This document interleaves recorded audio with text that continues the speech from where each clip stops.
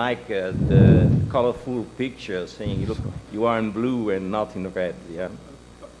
Patrick, are you feeling the same enthusiasm that you had 12 years ago with the first cipher stand? Absolutely. So, One quick question. okay.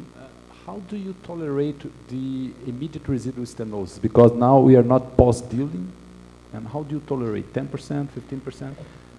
Yeah, I think that, as I said, if you do correct sizing, correct pre-dilatation, and these long inflation, the incidence of residual diameter stenosis will be low.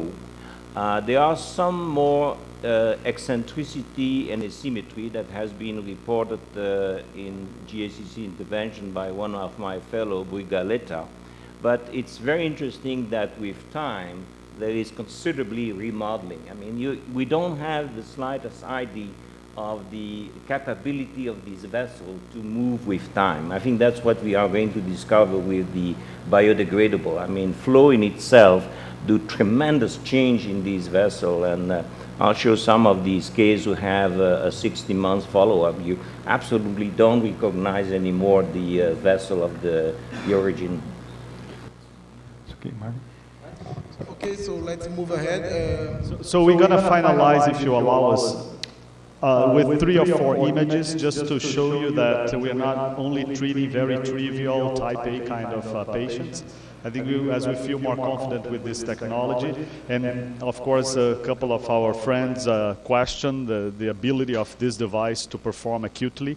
So I asked Jose to share and then bring a couple of images so you can see the kind of patients that we are treating now. 1 minute. Breno, please, next slide. As Alex said, we have included in this first, in the Absorb Extend, 16 patients so far. I will bring you a few cases of our series just to illustrate what he said, that we are not only tackling simple lesions like this one you see here in the mid-RCA, that is pretty much simple. Next one. This LAD is calcified in tortoise, and you can see the final result, the conformability that was previously mentioned of the stent, as the beautiful angiographic result. Next, please. And mid to distal LAD also, small vessel, not a bit calcified, in the final very good result. Next, please. This RCA is not very challenging. You see the nice final result. The next one I think is very interesting. You see the angulation of the vessel, and the final result, that's a more cumbersome case. Next, please. And this barely occluded vessel, it's TIM1 flow that we treated with a 28 millimeter scaffold, BVS scaffold, and you can see the final result here. Next, please, Breno. Just the final remarks to close the case. Bioabsorbable scaffolds represent the beginning of new era in interventional cardiology.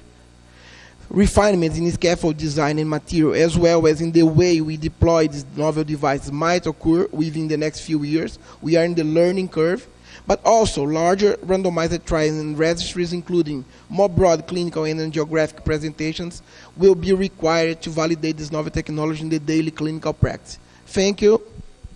I hope you enjoyed and appreciate the presentations. Just one final picture here so you can see the gradient of the patient that we did the sapien valve. So it's 0, and we felt that I think he's going to do great. Thank you for your attention, guys. Perfect. Great results, Alex. Really superb.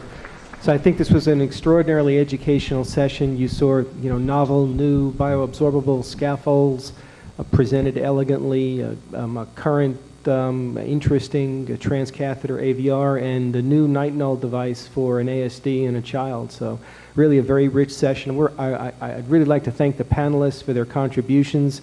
I'm sorry, Oscar, we cut you off at the end. I apologize.